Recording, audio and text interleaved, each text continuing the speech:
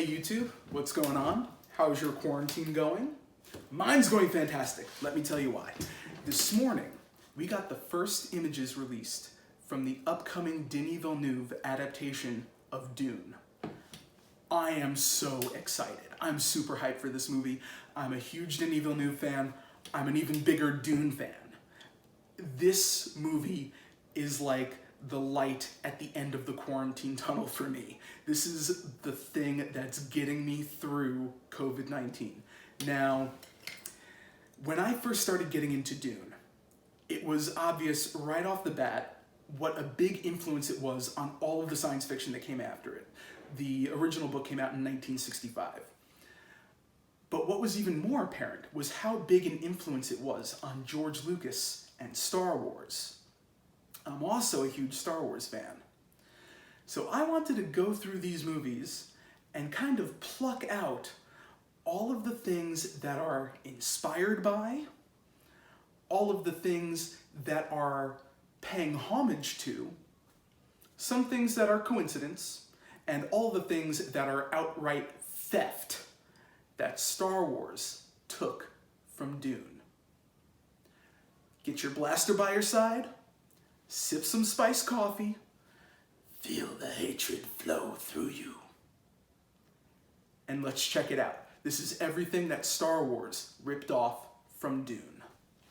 Starting with the opening crawl, it's here that we get our first mention of the Galactic Empire. Dune also features an interstellar empire that rules through a feudal system. We also get our first mention of Princess Leia. In Dune, the protagonist, Paul Atreides, has a younger sister named Alia, A-L-I-A. It's only one letter off. The next scene introduces us to the stormtroopers who are inspired by the Emperor's Sardaukar warriors from Dune. At the 5-minute mark, we get a direct reference to Dune when C-3PO mentions the spice mines of Kessel. The spice is, of course, the most valuable commodity in the Dune universe. It's a drug that expands life and bestows a variety of supernatural powers to some of the people that take it. At 9 minutes, we are introduced to Tatooine, a planet with only one ecosystem, a worldwide desert. In Dune, the majority of the story takes place on Arrakis, a desert planet and home to the spice. In this scene, we see a sand snake skeleton, which I feel was inspired by Dune's sandworms, which make the spice. We then get our first glimpse at a sandcrawler. In Star Wars, sandcrawlers are large armored vehicles used to roam the desert and are home to the Jawas. In Dune, sandcrawlers are large armored vehicles used to harvest the spice. At 16 minutes and 50 seconds, we get our first look at the Lars family moisture farm. The concept of water farming is also a big feature in Dune. The Lars home itself bears some resemblance to the Sietch communities that the Fremen call home. We also meet our main protagonist, Luke Skywalker, in this scene. In Dune, our main character is Paul Atreides. Both Luke and Paul are references to biblical apostles. At 19 minutes and 42 seconds, we get another Dune reference from C-3PO, who says, "Thank the Maker." 3PO, being an android, means the person that built him, but in Dune, the Fremen call sandworms makers because they make the spice and worship them as gods. After Luke sees the recording of Leia, he posits that Obi-Wan Kenobi might be Ben Kenobi, who lives out beyond the Dune Sea, another direct reference to Dune. After R2 runs away, Luke uses a pair of electro-binoculars to look for him.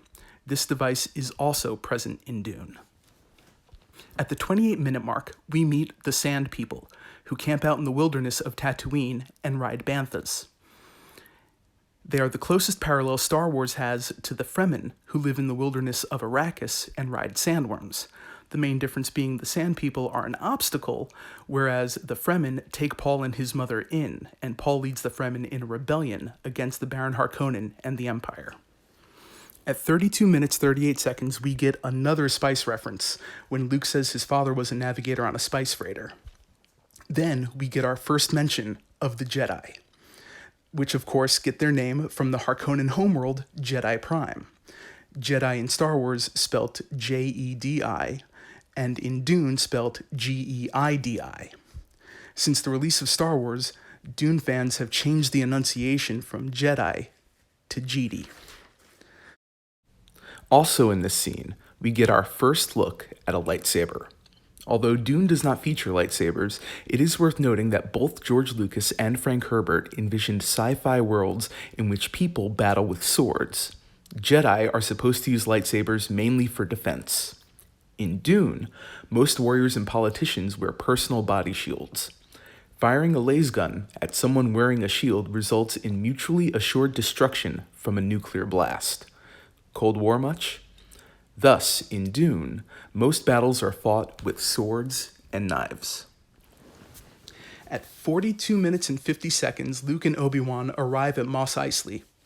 And although not present in the original cut, every version of Star Wars released after 1997 shows these kangaroo mice scattering. I don't know if these are meant to be the womp rats referred to later in the film, but anyone who's read Dune will know that when Paul joins with the Fremen, he takes the name Muad'Dib after the desert mice. These mice are described as having big ears, long tails, and kangaroo-like hind legs. At 43 minutes and 33 seconds, Obi-Wan uses a Jedi mind trick to influence a stormtrooper. In Dune, the Bene Gesserit use the voice to influence people. The difference being that the Jedi mind trick is a supernatural power, whereas the voice comes from an intense understanding of human psychology, the ability to read people, and a heightened sense of physical control. The Bene Gesserit know exactly what to say and exactly how to say it to influence people to their own means.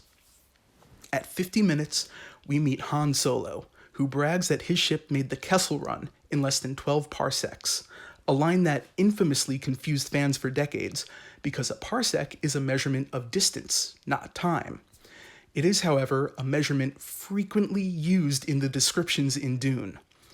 In this scene, we also get our first reference to smuggling, which features prominently in Dune, noting that the Imperium allows an illegal black market to steal and distribute some amount of spice.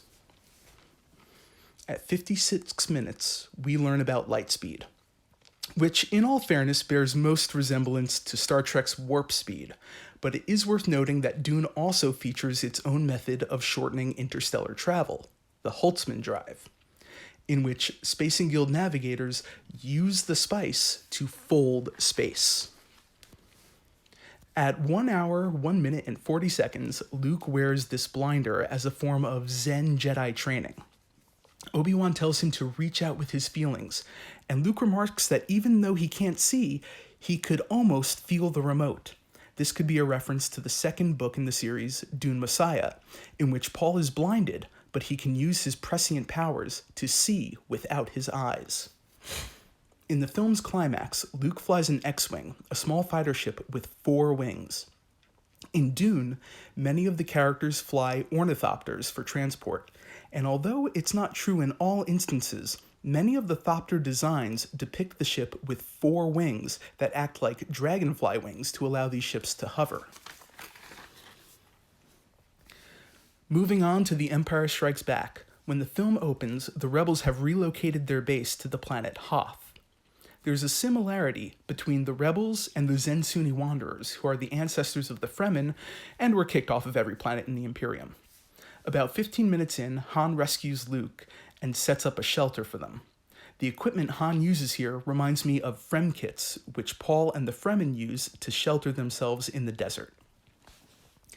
At 16.5 minutes, we see Luke being held in a Bacta tank, which is similar to the Lilaxu's Exotl tanks, which were used in Dune Messiah to revive the dead Duncan Idaho. At 44 minutes, we get a quick peek under Darth Vader's helmet, another similarity to the Lilaxu, who blend human biology with technology, whereas the rest of the Imperium reject technology. This theme is also present in the character of Lobot, as well as Luke receiving an artificial hand at the end of the film. At 47 minutes, we're introduced to a 2-foot-tall creature with a peculiar way of talking that we don't yet know is Yoda. In Dune Messiah, we meet Bajaz, a dwarf who speaks in riddles. Yoda is revealed to be the Jedi Master that Luke is seeking, whereas Bajaz is secretly a Lilaxu Master involved in the plot to assassinate Paul. At the 1 hour mark, we get the space slug scene, which is also reminiscent of the sandworms from Dune. At 1 hour and 17 minutes, Luke glimpses a vision of the future while training. In Dune, Paul achieves prescience and can essentially see all possible futures. Yoda does explain that the future is always in motion, and thus it is difficult to see. And here's the big one, the most famous twist in film history. At 1 hour, 51 minutes, and 10 seconds, Darth Vader tells Luke, "I am your father." Yes, even this can be linked back to Dune. When Paul begins to use his mentat abilities, essentially turning his brain into a supercomputer, he realizes that his mother is the offspring of his family's rival, the Baron Harkonnen, and thus the person he's fighting against is his own grandfather. At 1 hour, 54 minutes, with no hope left, Luke reaches out through the Force to Leia, who then just automatically knows where he is. Similarly, at the climax of Dune Messiah, Paul, who has lost his eyesight, is telepathically contacted by his newborn twin children, who allow him to see through their eyes so he can kill the villain Scytale and rescue them. So, I could keep going. There's more. There's just one little problem. In between the release of The Empire Strikes Back and Return of the Jedi, Frank Herbert published God Emperor of Dune, the 4th book in the Dune saga, and I haven't finished reading it. So, if you like this video, give it a thumbs up, and hey, maybe for every like I get, I'll read another page in God Emperor. Until I'm done reading it, then we'll do another video where I highlight all the things that Return of the Jedi took from Dune. So until next time, the spice must flow.